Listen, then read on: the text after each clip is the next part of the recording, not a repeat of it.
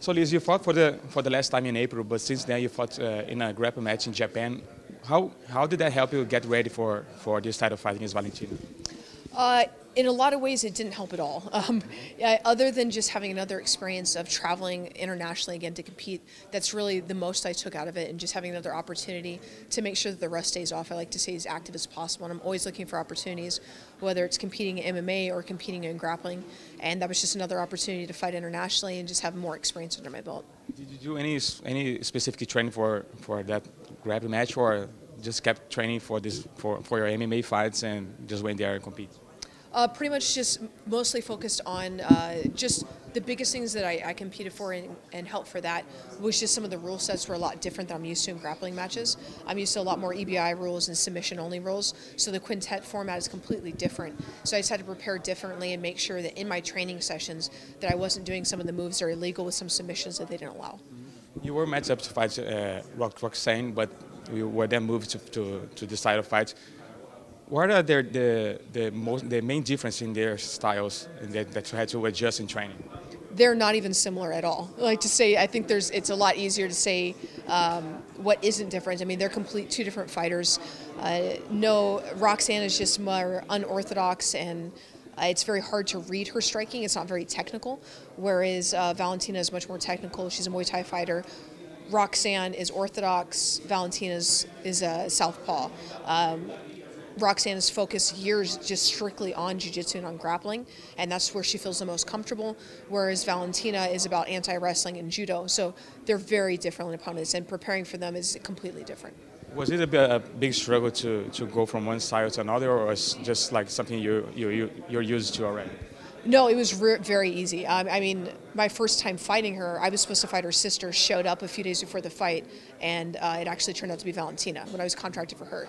So I'm used to constantly being faced with situations where it's a last-minute opponent change, whether it's day of, weigh-in day, whatever, so it's nothing different for me. Were you surprised when the UFC came to you and said, okay, no, so you're not fighting Roxanne, now you're going to fight for the UFC title? Was that a shock for you? I was surprised, but in a good way. I was really excited for the opportunity. I thought that maybe they were just messing with me, and I didn't want to get my hopes up, but I was really excited to have the opportunity.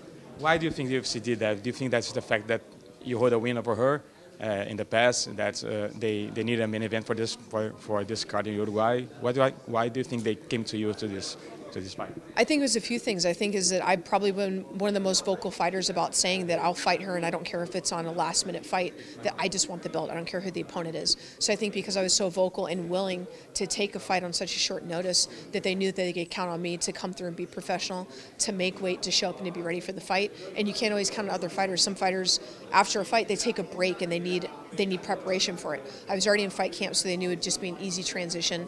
And I've been very open about I don't care where the fight is or when the fight is, I'm willing to take it. So I think that's why they knew they could call me.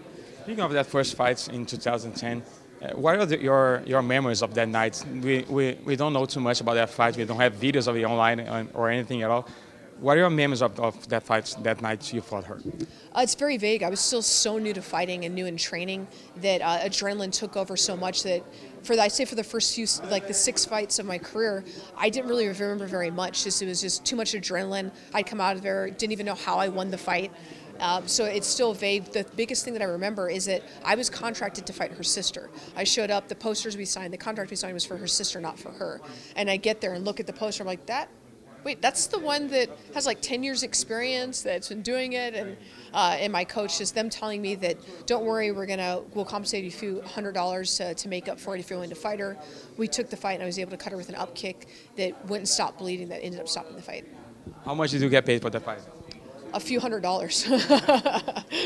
And did you consider not taking the fight? Okay, you travel to take a fight, and then you go there, and it's not someone you were hoping to fight. You're trying to fight. Did you consider not fighting at all?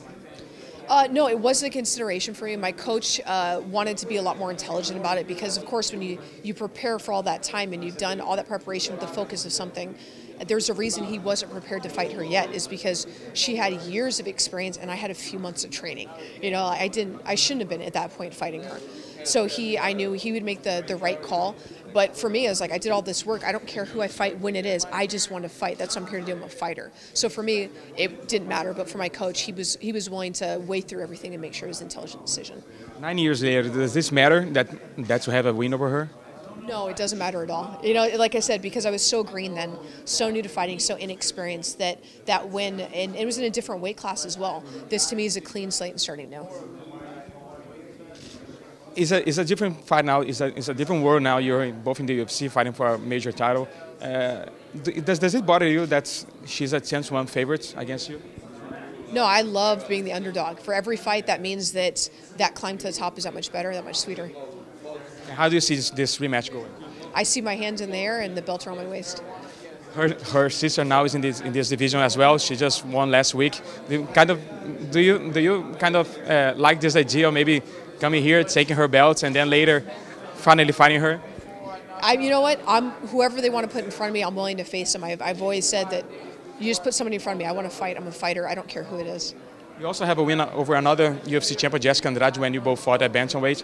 What are your thoughts on her since she moved all the way down to strawweight? And is this fight maybe something that you would be interested in doing in the future? If I went to strawweight, I would die. I mean, if she's willing to come up to 125, I would absolutely face her and do a rematch. She's a humble champion, and she's somebody I respect. And the adjustment that she's made to go 115, I feel like is the best thing she could have made, and she's done phenomenal since she went into that weight class. She has talked about moving up to fight Valentina. Do you think that maybe everyone is overlooking you going into this fight? Oh, I know they're overlooking me, absolutely. And does that make you feel what?